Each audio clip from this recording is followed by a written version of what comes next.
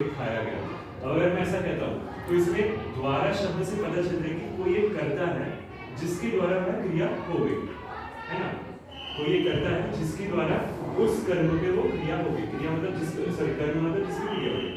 अब कर्ता छाटने के लिए क्या वाक्य में देखना है, से या के द्वारा है, ठीक है। से या के द्वारा है नहीं हमें देखना है। अब इससे हमें क्या पता चलेगा कि उसमें कर्ता है, क्योंकि अगर कर्ता होगा तो ये यूज ही होगा। अब हमने देख लिया, कर्ता छाट लिया किस बेसिस पे कि उसमें से या के द्वारा है। अगर इसमें से या के द्वारा नहीं है तो हम तो रख नहीं, क्योंकि उसके आगे कुछ करना ही नहीं है, सीधा हमने वो कर्तृवाच्य लगा देना है, ठीक है। अब एक कृतवाच्य नहीं है, कर्तृवाच्य, क्योंकि क के नीचे गलत आता है, ठीक है। कर्तृवाच्य, कृतवाच्य मत बोलना, गलत होता है। अब कर्तृवाच्य समझ में आ गया, यहाँ पे किसी को डाउट? वाक्य में बस से या के द्वारा नहीं होगा तो वो कर्तृवाच्य होगा। अब दूसरा स्टेप कि अब उस वाक्य में है, से या के द्वारा है। अब इसमें क्या होगा? तो इसका हमारा दूसरा स्टेप आ जाता है कि हमें उस वाक्य से दो सवाल पूछने हैं। क्या सवाल पूछना है? एक तो किसको और क्या। अब ये दो सवाल पूछने के बाद अगर हमें उत्तर मिले तो हमें उसी कर्म के बारे में पता चलेगा। अब कर्म क्या होता है? जिसकी क्रिया हो रही है। अगर मैं कह रहा हूँ कि मेरे द्वारा वह सेब खाया गया, इसमें कर्ता हो गया मैं, क्रिया होगी खाना, और कर्म क्या हो गया? सेब, क्योंकि उसके ऊपर क्रिया हो रही है, उसके ऊपर कर्ता द्वारा क्रिया हो रही है। तो अभी हमें वाक्य में से कर्म है नहीं, ये कैसे पता चलेगा? कि इसकी टेक्निक है, दो सिंपल से सवाल पूछो, किसको और क्या। अब फॉर एग्जांपल मैं एक वाक्य कहता हूँ कि मैं यहाँ से पुणे एक बस से गया, ठीक है। अब इसमें मैं सवाल पूछता हूँ किसको गया। हमें ये सवाल किससे पूछना है? क्रिया से पूछना है ना। किसको गया, क्योंकि इसमें क्रिया तो गया है। किसको गया? नहीं। क्या गया? जवाब देना नहीं, है ना। अब किसको और किसका, किसको और क्या जवाब देना नहीं मिलता, तो वो सकर्मक कौन लेके जा रहा है? ठीक है। अकर्मक।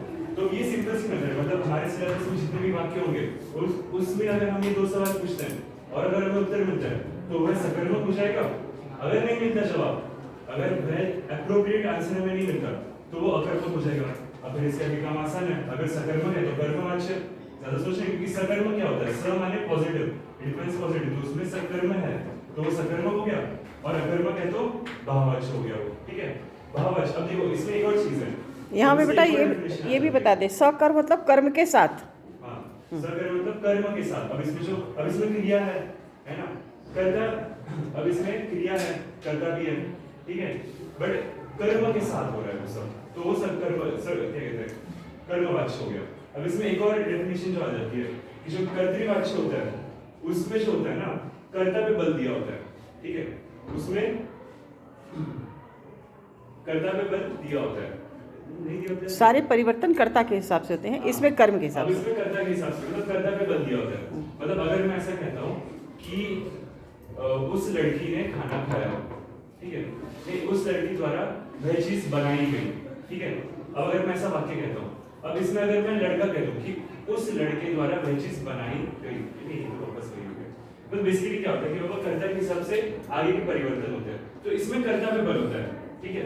अब अगर आगे हम इसमें आ जाते हैं कर्मवाच्य में, तो उसमें कर्म पे बल होता है। अब जैसे मैं कहता हूँ कि मेरे द्वारा सेब खाया गया, तो सेब पे बल जा रहा है कि तुम्हारे मन में सवाल आ रहा है कि बाबा क्या खाया गया, है ना। अब किसने खाया, ये इस पर फर्क नहीं पड़ रहा, क्या खाया गया? सेब खाया गया, कर्म पे बल पड़ रहा है तो वो कर्मवाच्य हो गया। और भाववाच्य में जो होता है वो क्रिया पे बल होता है। जैसे मैं वहां जाऊंगा, ठीक है, तो अब मैं जा रहा हूँ, यही फर्क पड़ रहा है, जाने वाली क्रिया पे बल पड़ रहा है, तो वह भाववाच्य हो गया। और इसमें एक और चीज क्या होती है कि कार्य करने की असमर्थता होती है। कार्य करने की असमर्थता क्यों होती है? क्योंकि ना तो उसमें कर्ता है, ना ही उसमें कर्म है, सिर्फ क्रिया दी हुई है ना। मतलब सिर्फ क्रिया दी हुई तो कार्य करने की असमर्थता है, क्योंकि उसमें ना कर्ता मेंशन है ना कर्म।